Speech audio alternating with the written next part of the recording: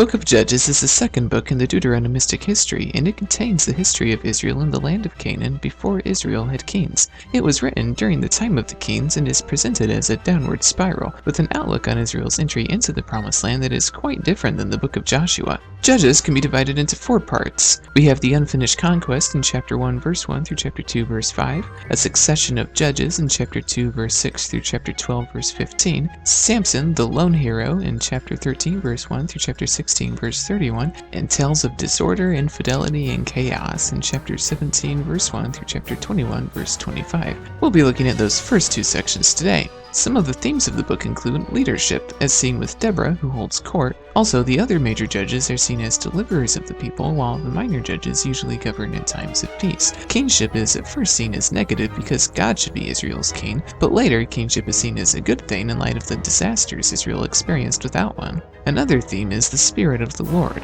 God's Spirit comes upon certain people and allows them to perform great feats, but God's Spirit does not come upon everyone. Another theme is holy war, in which the Lord alone wins victory, and Israel can only defeat her enemies because God fights on her behalf, and there is a sense of a spiritual battle taking place on top of the physical battles. So Judges begins with the Unfinished Conquest. Chapter 1 shows the Israelites continuing to conquer the land of Canaan, however, they begin to have great difficulties in doing so. Now in chapter 2, the Israelites are portrayed as settling among the Canaanites instead of driving them out, and God says that Israel has violated their covenant and he will no longer assist them in driving out the nations. And so we come to the first of many judges to rule over the people, Othniel. Now Othniel is from the tribe of Judah and was Caleb's nephew who ended up marrying Caleb's daughter. Now Othniel is the model judge, but the Israelites were worshiping Baal and Asherah at this time, and they became oppressed by Cushan-Rishathaim of Aram-Naharaim, whose name literally means one of double wickedness from land of double rivers. Othniel rescues the Israelites after they've been oppressed for 8 years. Yahweh is given credit for the victory, and Othniel rules Israel for 40 years. Next, we have our second judge, Ehud. Now the Israelites continued in their disobedience, and God allowed them to be oppressed by the Moabites this time. And so Ehud from the tribe of Benjamin comes to the rescue. In Hebrew, Benjamin means son of my right hand, but ironically, Ehud is a left-handed man. And Ehud kills King Eglon, Israel's oppressor. Eglon is described as being very fat. The name Eglon sounds a lot like the word for calf. This is a pun, you see, comparing Eglon to a fattened calf ready for slaughter. Ehud saves the Israelites by assassinating Eglon with his left hand by thrusting a double-edged or double-mouthed dagger into his belly. And this is fitting for a king described tongue-in-cheek as having a double mouth with which he gorged himself. Even his belly is described as swallowing up the dagger. After this, the text reads, "And the dirt fell out," or in other words, he pooped himself. Ehud escapes via the sewer system, i.e. he jumps down the king's poop chute to escape, and the king's attendants thought Eglon was just taking a really long time in the bathroom. Ehud then leads Israel in victorious battle against the Moabites, and there is peace for 80 years. After Ehud came Shamgar, son of Anat, who struck down 600 Philistines with an ox goad. He too saved Israel. Judges 133 refers to a town named Beth Anat, or House of Anat, that was in the territory of Naphtali, so perhaps Shamgar was from the tribe of Naphtali. We don't really know. Next is the story of Deborah and Barak. King Jabin of Hatzor and General Sisera oppress Israel because the Israelites have once again done evil. Yet it should be noted that Joshua had supposedly already defeated King Jabin at this point. Now Deborah was a prophetess and the wife of LAPIDOTH, meaning woman of fire. And there's hesitation on the part of Barak to go into battle, so Deborah tells him the victory will be given to a woman. Ironically, both of the women in the story, Deborah and Jael, show much more courage than the leading man. Deborah's name means honeybee, and Barak's name means lightning.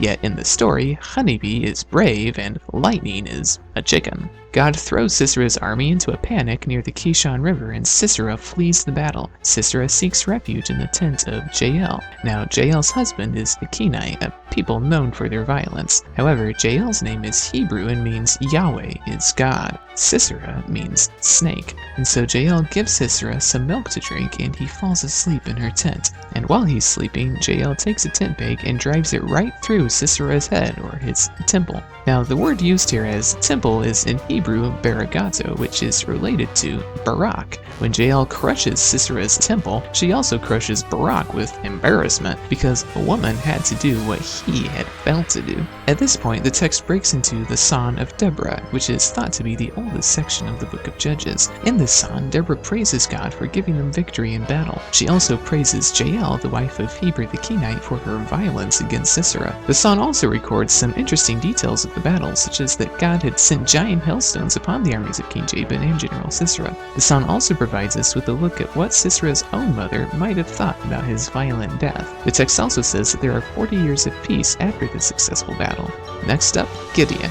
Now Deborah was successful, but the cycle of disobedience starts all over again, and Israel becomes impoverished by Midianite oppression. But God sends a leader to them in a man named Gideon. Now Gideon was from the weakest clan in Manasseh, and he was the lowest ranked person in his family. And Gideon is hiding in a winepress threshing wheat when an angel appears to him. The angel says, "The Lord is with you, mighty warrior," and he tells Gideon to go save Israel from the Midianites. However, Gideon is very unsure of everything. Gideon responds to God's messenger with defiant questions and pointing out the insignificance of his own roots and repeatedly requesting signs, such as the well-known fleece incidents. Gideon's name comes from Gadah, which means cut down, and Gideon's name fits him because he cuts down the idols of his father Joash. The name of Joash is ironically a Yahwistic name, even though Joash is an idolater. His father renames him jerub-baal, meaning one who contends with Baal, still refusing to acknowledge Gideon as Yahweh's servant, but only as Baal's enemy.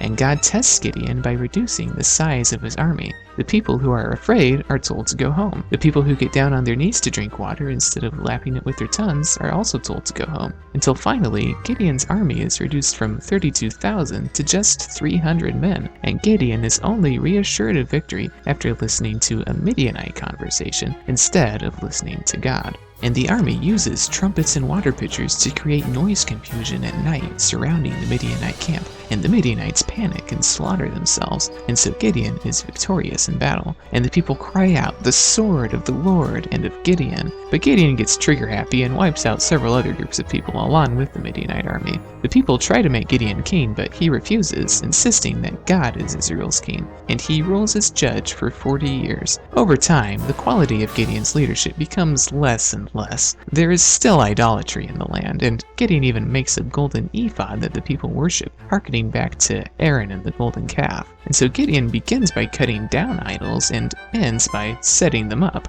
Previously, Gideon refused to be made king over Israel, but now he's living like he is a luxurious king. Gideon also has a son named Abimelech. Abimelech means father is king.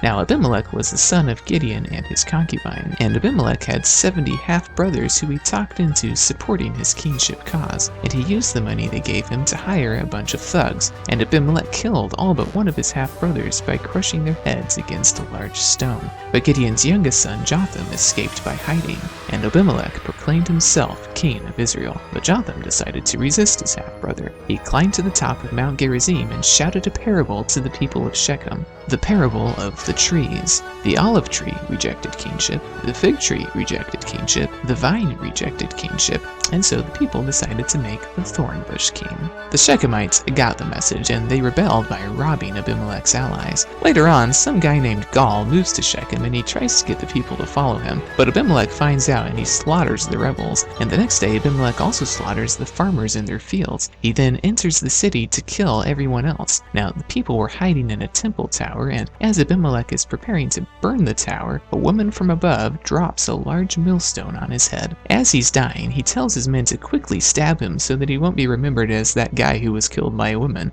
even though that's what we remember him for today, so that plan worked out great. Our next judge up is Tola, who was from the tribe of Issachar. Now he lived in Shamir in the hill country of Ephraim, and his father was Puah, and his grandfather was Dodo. The text says that he rose to save Israel, and he led them for 23 years. Next up, Jair, who was from Kamon in the region of Gilead. He had 30 sons who rode 30 donkeys and who controlled 30 towns in Gilead. He led Israel for 22 years. Next up, Jephthah. Again, Israel was evil in the Lord's sight and began to be oppressed. However, they also began to cry out and confess to him, and they put away their gods. The text says that Yahweh's response is impatient, for he could bear their misery no longer.